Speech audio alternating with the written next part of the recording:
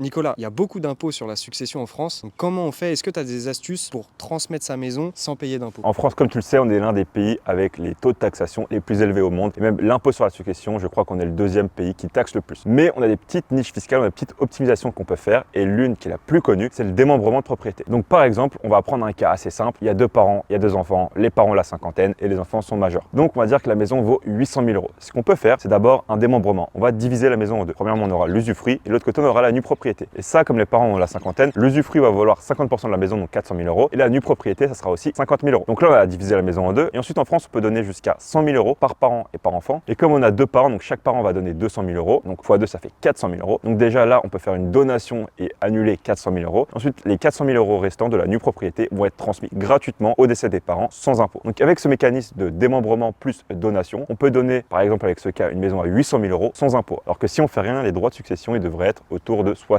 à 80 000 euros. Donc bref, on économise pas mal d'argent. On aura toujours aussi des frais notaires, comme c'est une opération avec un notaire pour faire le démembrement et la donation, mais ces frais notaires, ils seront beaucoup plus faibles que les impôts qu'on aurait dû payer.